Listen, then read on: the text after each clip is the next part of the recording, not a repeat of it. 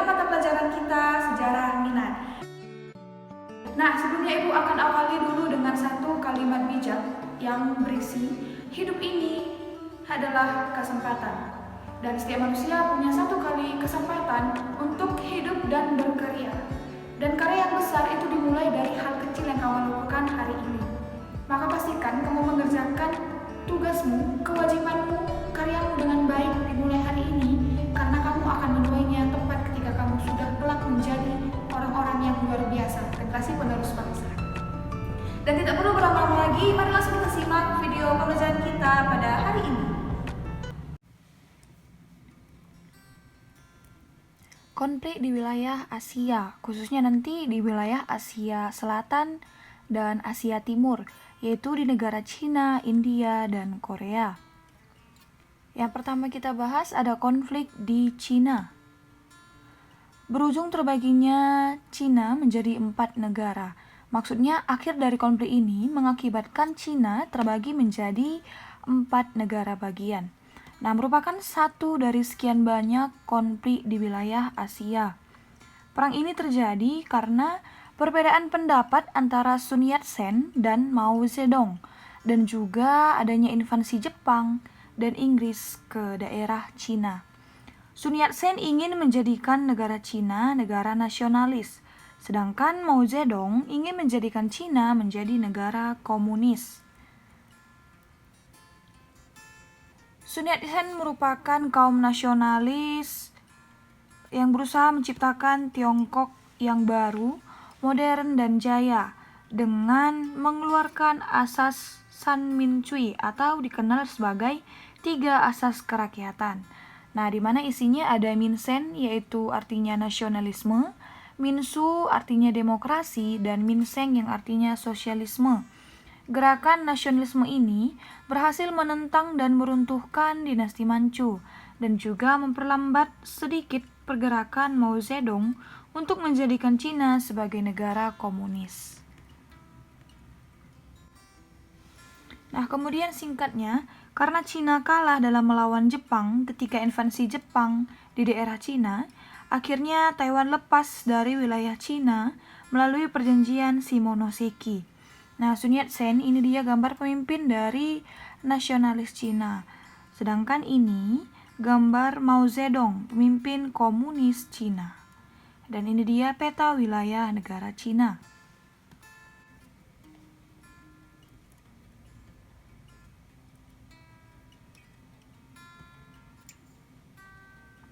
Nah, selanjutnya karena kekalahan Cina dalam perang melawan Inggris menyebabkan akhirnya nanti negara Hong Kong terlepas dari wilayah Cina dan menjadi negara sendiri melalui perjanjian Nanking.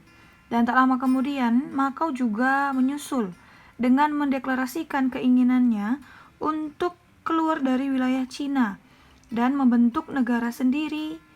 Negara ini dikenal hingga saat ini sebagai negara judi terbesar dunia, yakni kasino. Hal inilah nanti yang menjadi penyebab wilayah Cina yang dulu akhirnya pecah menjadi 4 negara, yakni negara Taiwan, Hong Kong, Makau, dan Cina. Dan pada tahun 2014 lalu, Cina resmi mengganti namanya dari Republik Rakyat Cina atau RRC menjadi RRT, yakni Republik Rakyat Tiongkok. Nah, konflik Tiongkok ini tidak terlepas dari 2 tokoh yang terkenal, yaitu Mao Zedong dan Sun Yat-sen. Di mana terjadi pada tahun 1923, dan pada tahun 1927 terjadi perpecahan.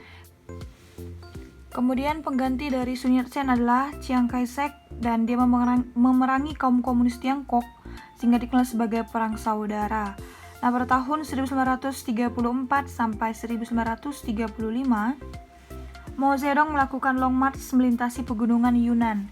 Jadi long march yang sering kali dibicarakan di setiap pendidikan Indonesia, di pramuka, itu asal-usulnya berasal dari orang Cina, tradisi Cina, yaitu berjalan lumayan jauh, melintasi perjalanan yang melewati pergunungan yang dikenal sebagai long march pada masa itu di daerah Cina. Dan sampai saat ini digunakan ketika kita melakukan perjalanan jauh. Nah, akhirnya mendapatkan Mao Zedong akhirnya mendapatkan banyak dukungan dari kalangan petani pedesaan.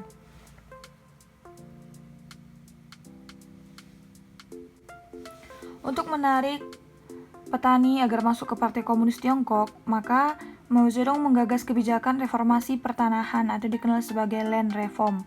Nah, kemudian dalam Perang Dunia Kedua, singkatnya Jepang menduduki wilayah Tiongkok Utara dan Tiongkok Tengah, di mana nanti itulah hal yang menyebabkan Taiwan lepas karena perjanjian Shimonoseki ketika Cina kalah melawan Jepang pada saat invasi Jepang ke wilayah Cina, sehingga akhirnya Mao Zedong meminta bantuan kepada Uni Soviet. Nah, dan kaum nasionalis yaitu Sun Yat-sen dan Chiang Kai-shek tadi itu bekerjasama dengan Amerika Serikat, Inggris, dan Prancis. Akhirnya karena kekuatan kedua pihak, maka perpecahan terjadi sehingga menyebabkan pada saat itu kaum komunislah yang menang, sehingga untuk sampai saat ini juga negara Republik Rakyat Tiongkok itu menganut paham komunis. Nah, berikutnya ada konflik di India. Konflik di India dilatar belakangi oleh perbedaan pemahaman mengenai dua kepercayaan di India, yakni umat Hindu dan Islam. Bagi umat Hindu, hewan seperti sapi, lembu, kerbau merupakan hewan sakral dan dianggap perwujudan dari dewa mereka. Sedangkan bagi kaum Islam di India, hewan-hewan tersebut dipersembahkan sebagai kurban pada saat perayaan besar umat Islam di India.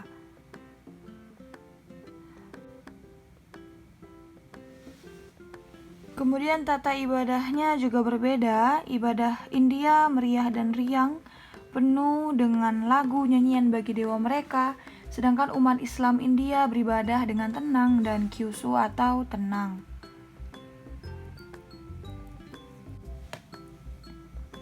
Perpecahan India. Karena perbedaan sudut pandang tersebut menyebabkan akhirnya India terpecah menjadi 3. India tetap melaksanakan ibadahnya dengan cara seperti biasa dan dipimpin oleh Mahatma Gandhi. Sebaliknya, umat Islam India menyingkir keluar wilayah India dan mendirikan negara baru yang dinamai negara Pakistan, kemudian dipimpin oleh Muhammad Ali Jinnah. Sedangkan Bangladesh itu merupakan pecahan dari Pakistan yang menganggap dirinya dianaktirikan dan melakukan pemberontakan yang disebut sebagai pemberontakan suku Juma. Nah, pemimpin dari Bangladesh adalah Sheikh Mujibur Rahman.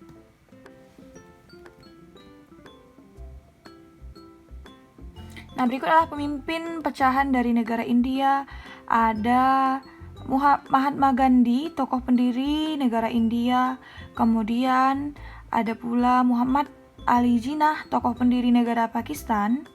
Dan yang terakhir ada Sheikh Mujibur Rahman, tokoh pendiri negara Bangladesh.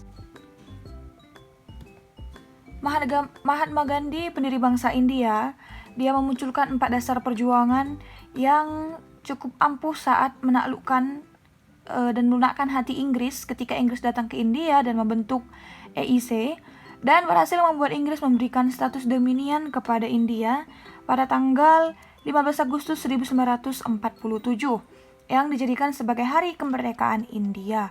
Nah, adapun 4 asas dari atau 4 ajaran dikeluarkan oleh Mahatma Gandhi adalah ada Swadesi yang artinya mengembangkan negara dengan kekuatan sendiri, kemudian Satyagraha artinya setia kepada kebenaran dan tidak bekerjasama dengan negara luar yang dimaksud negara Inggris, kemudian ada Ahimsa artinya tidak berbuat apa-apa atau mengalahkan lawan tanpa kekerasan.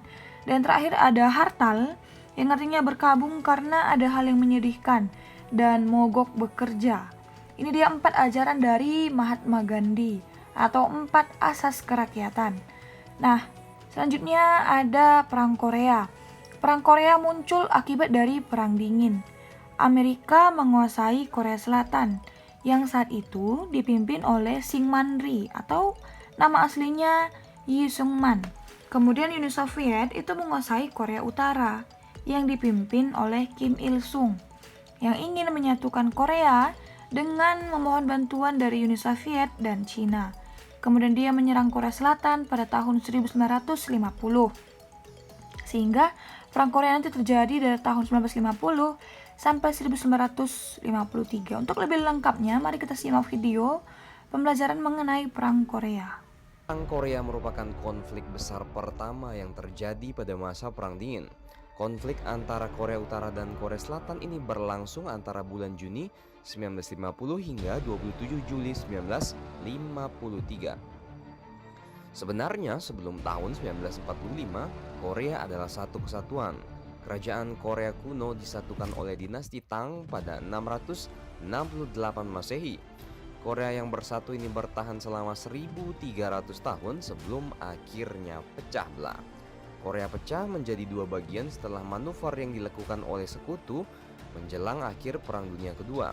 Selama perang, Korea merupakan wilayah yang dikuasai oleh Jepang.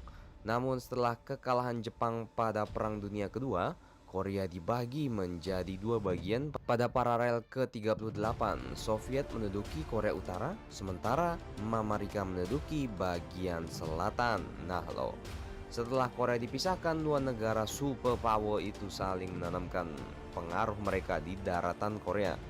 Dengan semakin intensifnya Perang Dunia antara Soviet dan Amerika, garis pemisah Korea Utara dan Selatan menjadi tirai besi baru yang memisahkan orang Korea satu dengan yang lainnya. Meskipun dipisahkan, kedua bagian wilayah itu menjadi ajang unjuk kekuatan Soviet dan Amerika Serikat, sehingga konflik antar keduanya pun sangat mungkin untuk terjadi. Pemimpin Korea Utara Kim Il-sung sangat berambisi untuk menyatukan Korea. Oleh karena itu, ia meminta dukungan pemimpin Uni Soviet, Joseph Stalin, pada April 1950. Bapak kalian Stalin akhirnya setuju untuk mendukung invasi Korea Utara terhadap Korea Selatan. Ia hanya meminta Kim memastikan bahwa kemenangan itu dapat dicapai dan Soviet tidak akan melakukan intervensi secara langsung.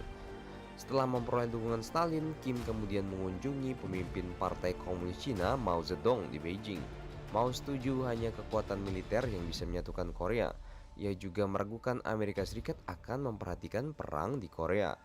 Sementara Kim dengan percaya diri mengatakan kepada Mao bahwa tentaranya akan menguasai seluruh Korea dalam waktu 3 minggu, jauh sebelum intervensi Amerika mungkin terjadi. Nah, perang dimulai pada hari Minggu pagi 25 Juni setelah Tentara Rakyat Korea Utara (NKPA) melintasi paralel ke-38 didukung oleh tank T-34 buatan Soviet. Serangan itu tak terduga baik dalam waktu maupun intensitasnya. Sementara itu, pasukan Republik Korea Selatan yang belum cukup terlatih atau mempunyai persenjataan untuk memenuhi tantangan tersebut memilih mundur. NKPA bergerak cepat mengambil alih ibu kota Korea di Seoul dan kemudian menyeberangi Sungai Han dan pergi ke barat Sungai Kum, lalu ke selatan menuju Taichung dan Taegu. Korea Utara di bawah dukungan Uni Soviet tak terbendung. Meski dihimbau untuk menarik diri, Tentara Rakyat Korea Utara justru bergerak lebih jauh ke selatan. Nah, singkat cerita bagaimana akhir perang Korea ini berakhir.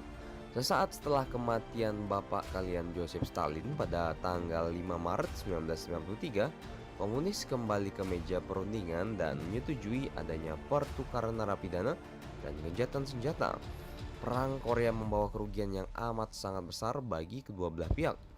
Nah, demikian tadi pembelajaran kita pada hari ini. Menarik bukan? Dan tentunya semoga materi ini dapat menambah pengetahuan bagi kamu sekalian.